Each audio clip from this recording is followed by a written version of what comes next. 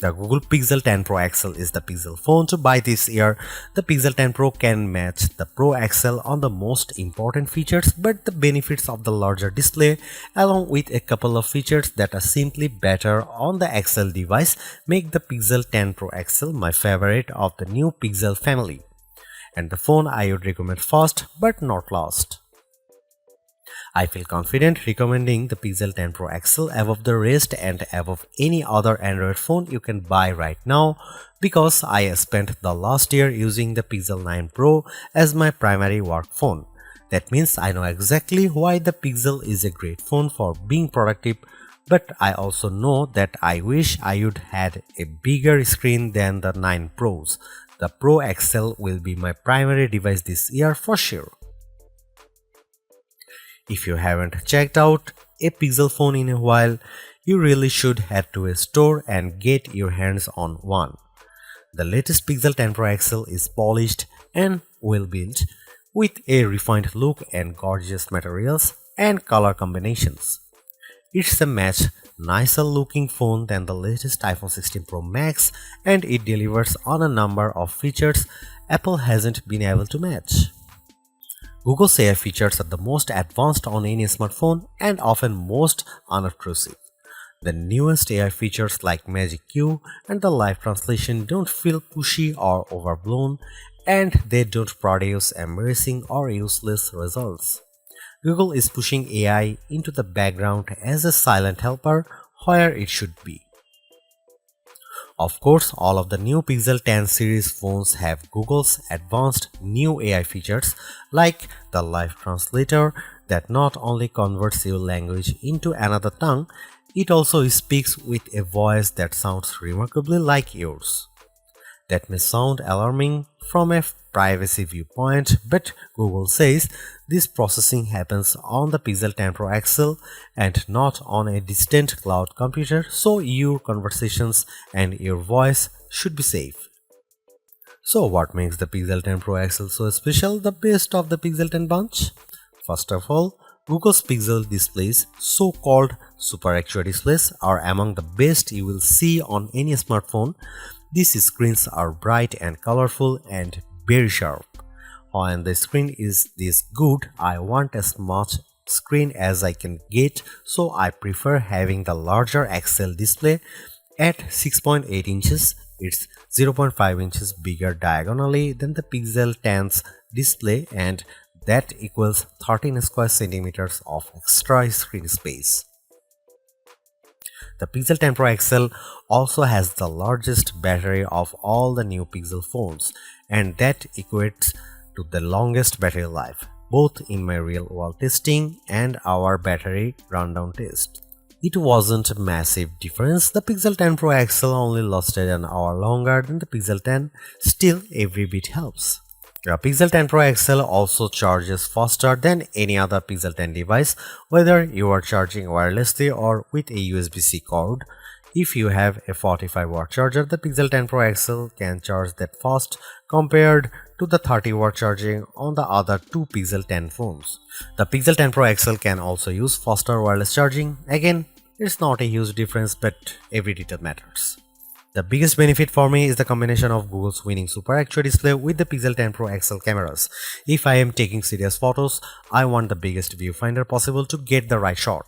The extra screen space on the Pro XL phones felt like a big advantage, and if photography is important to you, I'd recommend the Pro XL phone first. The Pixel 10 Pro has the exact same camera specs, but having the bigger Pro XL display helped me take better shots. Are there other benefits to the Pro XL? Well, not really. It isn't any faster than the Pixel 10 Pro or even than the Pixel 10. In our benchmark tests, the extra RAM in the Pro models didn't seem to make much difference. Pixel phones still disappoint if you only care about the numbers. I don't rely on benchmarks, though. The Pixel 10 Pro XL was satisfying and quick in almost every task. There was some lag on the camera, but most of other features, including the latest AI helpers, ran smoothly with no delays. Google has another winner with the Pixel 10 Pro XL and the whole Pixel 10 family. Between the premium design, the excellent software, and the advanced AI features, this is a phone that iPhone fans should seriously consider, and Galaxy owners should envy. I'll be keeping this phone close by, snapped to my MagSafe charging stand until an even better Pixel comes along. I remember the days when a new phone would cost the same but come with more storage and RAM than last year's model because component costs had decreased. This year's Pixel 10 Pro XL is more expensive than before and it comes with 256 GB of storage, but I'm not awarding Google any medals for giving the phone enough space. This phone should be cheaper. To be fair, 256 GB of storage is the right amount unless you play a ton of games or you shoot video with your phone at high resolution. There's a 1TB model available, but only serious enthusiasts need apply, and you know who you are. The color options this year are a bit drab. I like the moonstone color and the jade, but they aren't very exciting. My review unit is the porcelain white, which looks classy but a bit bland. Google also sent along a silicone case with magnets built in that matches the phone perfectly. If you want the 1TB storage option, it's only available in the black obsidian. The Google Pixel 10 Pro XL is the Pixel 10 Pro all blown up. It doesn't add any extra buttons or physical details. The two phones look identical, just at a different scale. That's a good thing because the Pixel 10 Pro is a great looking phone and it keeps the same exact design as the Pixel 9 Pro. That was my favorite phone of last year. If it ain't broke, don't fix it. I like the Pixel 10 Pro XL design even more than the latest iPhone 16 Pro Max. It feels just as refined as Apple's phone with fewer unnecessary buttons to get in the way. Does anyone actually use the camera control? I know I don't. To be fair, I don't use the temperature sensor on the back of the Pixel 10 Pro XL, but I can ignore that easier than a button. The color options are a bit professional and bland, but closer inspections shows more attention to detail than I would have expected from Google. The jade color of my Pro review sample, for instance, was matched with a light gold frame that looks barely glided. It's a gorgeous match. The speaker grills on the bottom of the phone are new and color matched to the frame you choose. It's a nice touch that most people won't ever notice. I have no complaints about the Pixel 10 Pro XL design except that I would like to see more interesting color options. Google at least matches its phones perfectly with its silicone case colors, and like the Pixel 10 phones, the latest cases have magnets inside that secure a very strong connection to any Pixel Snap or MagSafe accessories you might buy. Wow, I was expecting to be pleased with the Pixel 10 Pro XL's display, but this phone somehow looks even better than I anticipated. Google's Super Actua displays are among the best you will find on any smartphone. For the past few years, Google's new Pixel displays have been dominant, topped only by Samsung's best Ultra screen, and this year hasn't been disappointing at all. The Pixel 10 Pro XL is a joy to use in any situation. It's great in outdoor light, even for shooting photos or reading my social feeds. It's perfect for navigating in the car or on the street. It's a great phone for reading in the dark late at night or as a bedside lamp with the Pixel Snap screensavers. In fact, I like this display so much that I think it justifies paying more to have more of it. The Pro XL is the Pixel to buy not just because it has a bigger screen, but because the screen is so enjoyable that I want to have as much of it as possible. Whether I'm watching videos, taking photos, or playing games, the Pixel 10 Pro XL display is my favorite on any smartphone I own. The Google Pixel 10 Pro XL highlights Google's clean and well-designed interface. I love the Material 3 expressive interface design, as Google calls it Pixel version of Android. It's friendly without feeling cartoonish, and it packs plenty of useful widgets and tools that are easy to manage and don't hog my attention. With so much screen space, it was a joy to create AI wallpapers and populate my home screen with Google's sleek widgets.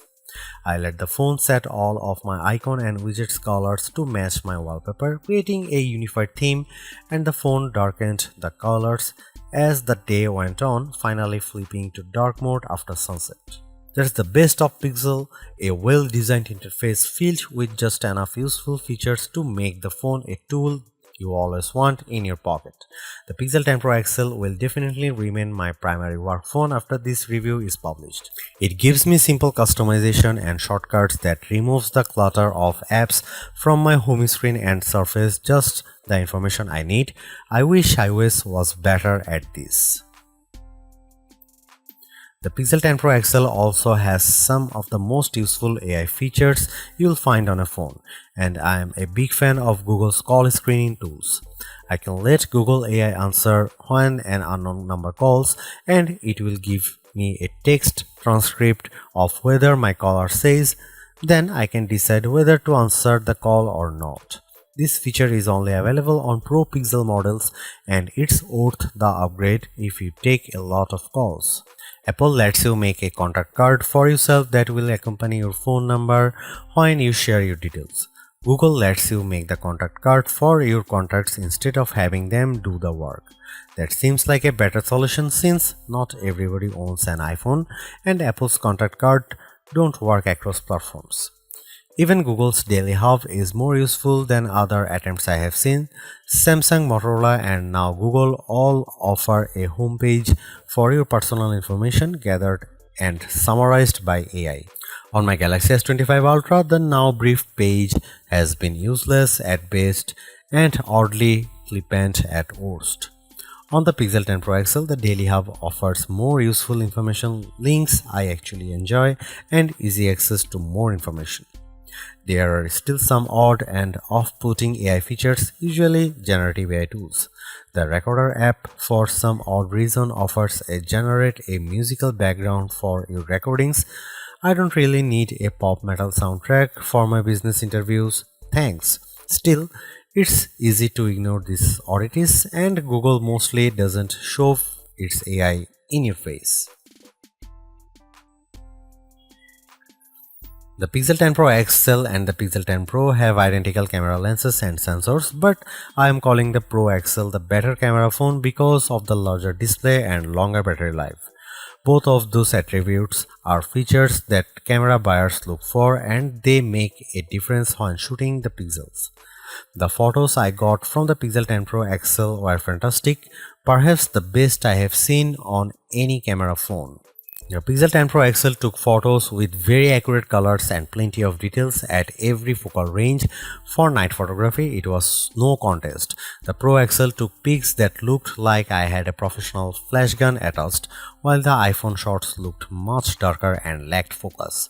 You can see plenty of AI help in the photos, but usually the results don't look fake or off-putting. The only downside to Pixel photography is Google's camera app.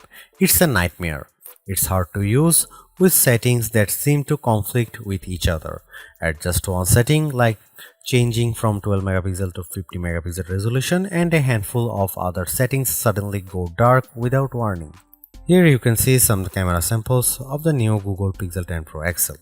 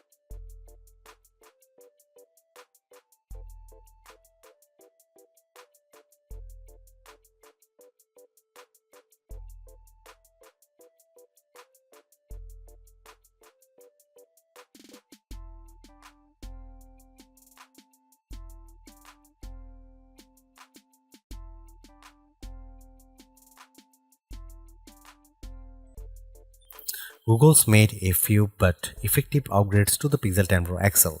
It's a masterclass in efficiency, changing and improving just enough to stay almost the top of the pack in the most areas.